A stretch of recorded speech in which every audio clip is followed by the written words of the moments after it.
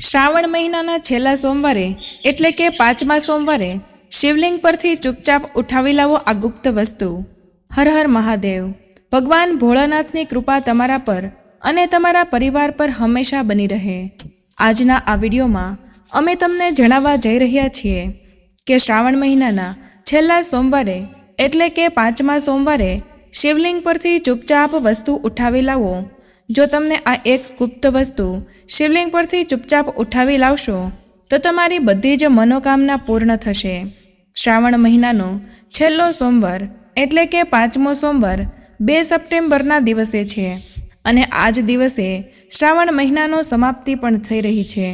જો તમે શ્રાવણ મહિનાના છેલ્લા સોમવારનો આ ઉપાય કરો છો તો તેના ફાયદા શું શું થવાના છે તે તમને આગળ જણાવવા જઈ રહી છું। તો તમને વિનંતી છે કે આ વિડીયોને લાઇક અને ચેનલને સબસ્ક્રાઈબ જરૂર કરી દેજો અને વિડીયોને દરેક માતા ભાઈ અને બહેનો જોડે શેર કરી દેજો જેથી આવી માહિતી તેમને પણ મળી શકે। અને કમેન્ટ બોક્સમાં હર હર મહાદેવ જરૂરથી લખજો અને વિડીયો છેલ્લે સુધી જોતા રહેજો। જો તમે જીવનમાં સુખ અને સમૃદ્ધિ મેળવવા માંગતા હો તો આ દિવસે સ્નાન કર્યા બાદ સ્વચ્છ વસ્ત્રો પહેરીને શિવ મંદિરમાં જઈને ભગવાનની વિધિપૂર્વક પૂજા કરવી જોઈએ। તેના માટે સૌથી પહેલાં શિવલિંગ પર જલાભિષેક કરો, ત્યારબાદ રોલી ચાવલનું તિલક કરાવો। આ પછી સાકરથી ભગવાનનું મોં મીઠું કરો અને ફળનો ભોગ પણ ચડાવો। પછી ધૂપદીપ વગેરેથી ભગવાનની પૂજા કરો અને છેલ્લે હાથ જોડીને પ્રણામ કરો। નંબર 2, શ્રાવણ મહિનાના છેલ્લા સોમવારે તમારે બેલપત્રની માળા બનાવીને શિવલિંગ ઉપર અર્પણ કરવી જોઈએ। આ ઉપરાંત શિવલિંગ પર જલાભિષેક પણ કરવો જોઈએ। જો તમે તમારા જીવનમાં સંતાન સુખ અને ધનની પ્રાપ્તિ કરવા માંગો છો તો આ દિવસે તમારે સફેદ ફૂલની માળા લઈને ભગવાન શિવના ચરણોમાં અર્પણ કરવી જોઈએ। જો તમે તમારી કોઈ પણ મિલકતની ખરીદી અને વેચાણને લઈને ચિંતિત છો તો આ શ્રાવણ મહિનાના છેલ્લા સોમવારે સ્નાન વગેરે કર્યા પછી તમારે શિવ મંદિરમાં જઈને ભગવાન શિવને પ્રણામ કરવા જોઈએ તેમજ ગંગા જળમાં શુદ્ધ જળ મિશ્રિત કરીને શિવલિંગ ઉપર ચડાવવું જોઈએ।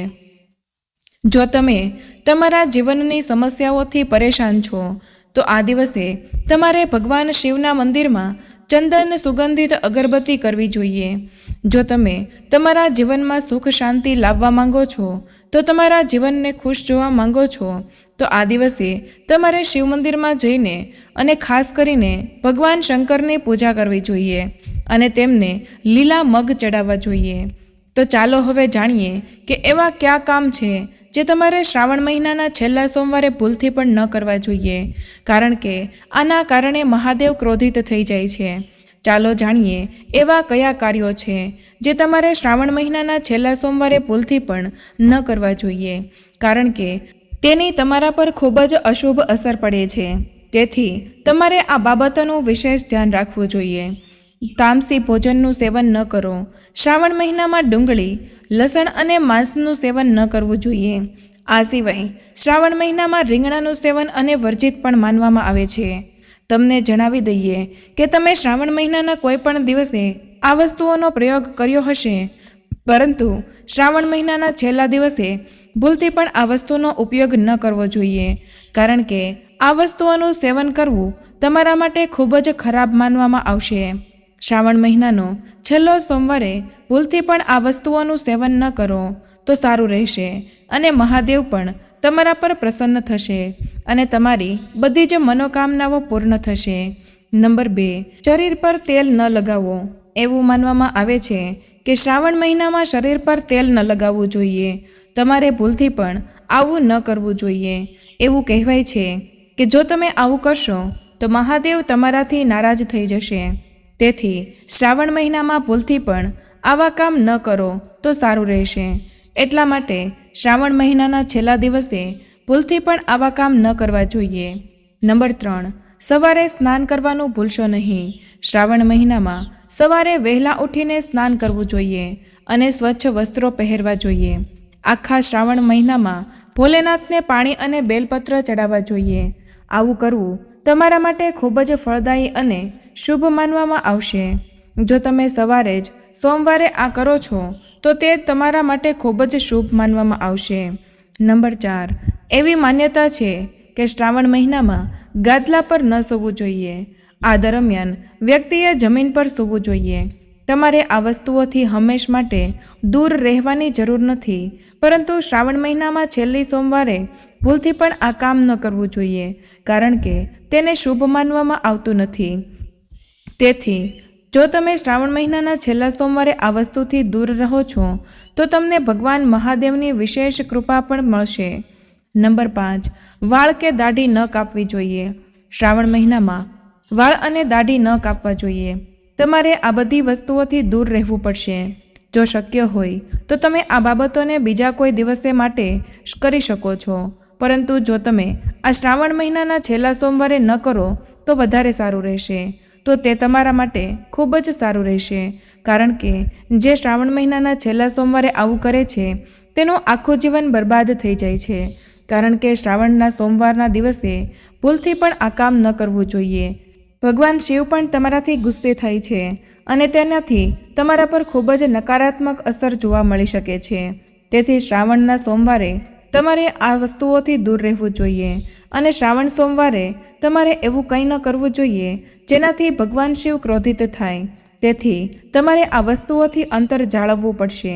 નંબર 6, શ્રાવણ મહિનામાં દિવસના સમયે સૂવું ન જોઈએ. આ આખા મહિના દરમિયાન તમારે માત્ર રાત્રે જ સૂવું જોઈએ અને બાકીનો દિવસ શિવ ભક્તિમાં પસાર કરવો જોઈએ. જો તમે શ્રાવણ દરમિયાન આ વાતોનું પાલન ન કર્યું હોય તો તમારે શ્રાવણ મહિનાના છેલ્લા સોમવારે આ બાબતોનું પાલન કરવું જોઈએ. શ્રાવણમાં બધા જ સોમવારનું ફળ એક જ દિવસમાં તમને પ્રાપ્ત થઈ જશે. જો તમે ભગવાન શિવના આશીર્વાદ મેળવવા માંગતા હોય તો આ મહિનામાં તમારા માતા પિતા અને ગુરુનું અવશ્ય સન્માન કરો. તો ચાલો હવે જાણીએ કે શ્રાવણ મહિનાના છેલ્લા સોમવારે શિવલિંગ પરથી ચૂપચાપ ઉઠાવી લાવો આ ગુપ્ત વસ્તુ અને કઈ વસ્તુ તમારે શ્રાવણ મહિનાના છેલ્લા સોમવારે ખાવી જોઈએ. તમને મહાદેવના વિશેષ આશીર્વાદ મળશે. તમારા બધા જ દુઃખ તમારા જીવનમાંથી દૂર થઈ જશે. સૌથી પહેલાં તમારે શું કરવાનું છે? તમારા ઘરેથી સ્નાન કર્યા પછી તમારે એવી કોઈ જગ્યાએ જવું પડશે જ્યાં ભગવાન શિવનું મંદિર હોય અને સૌથી પહેલાં તમારે એ જોવાનું છે કે ત્યાં શિવલિંગ પર શું ચડાવેલું છે. તેની સામે તમારે નમન કરવાનું છે, એટલે કે તમારે ભગવાન શિવની પ્રાર્થના કરવાની છે. તે પછી તમારે ભગવાન શિવની સામે તમારી જે પણ મનોકામના છે એ કહેવાની છે. આ પછી તમારે શિવલિંગ પર કઈ વસ્તુ અર્પણ કરવામાં આવે છે તે જોવાનું છે. તેનાથી તમને બેલપત્ર મળે છે જે મહાદેવને ખૂબ જ પ્રિય છે. તેથી તમારે એક બેલપત્રની જરૂર છે જે સંપૂર્ણ હોય, એટલે કે ત્યાં કોઈ જગ્યાએથી તૂટેલું બેલપત્ર ન હોવું જોઈએ. તમારે તેમાંથી બેલપત્રનો એક નાનો ટુકડો તોડીને મહાદેવને તમારી ઈચ્છા જણાવતા ખાવું પડશે. એટલે કે તમે પહેલાં તમારી ઈચ્છા મહાદેવને જણાવો અને પછી તમે બેલપત્ર ખાઓ. એવું માનવામાં આવે છે કે જે પણ આ ઉપાય કરે છે તેની અનેક જન્મોની દરિદ્રતા દૂર થાય છે. તેના જીવનમાંથી દુઃખ અને વેદના કાયમ માટે નાશ પામે છે. તેના જીવનમાં હંમેશા સુખ રહે છે. તો ચાલો હવે જાણીએ કે શ્રાવણ મહિનાના છેલ્લા સોમવારે શિવલિંગ પરથી ચૂપચાપ ઉઠાવી લાવવાની કઈ વસ્તુ છે એ તમને જણાવી દઈએ. તો એ છે કાનેરનું ફૂલ. એટલે કે કાનેરનું ફૂલ મહાદેવને ખૂબ જ પ્રિય છે. અને એક વસ્તુ છે બેલપત્ર, જે મહાદેવને ખૂબ જ પ્રિય છે. આ બંને વસ્તુઓ મહાદેવને ખૂબ જ પ્રિય અને શુભ માનવામાં આવે છે. પરંતુ જો તમે તેને શ્રાવણ મહિનાના છેલ્લા સોમવારે એટલે કે પૂર્ણ વિધિ સાથે તમારા ઘરે લાવો છો અને આ વસ્તુઓને તમારા ઘરના મંદિરમાં રાખો છો તો તમારા જીવનમાં સુખ સમૃદ્ધિ આવશે. પરંતુ તેમને લાવવાના કેટલાક નિયમો છે જેનું તમારે ખાસ ધ્યાન રાખવાનું છે.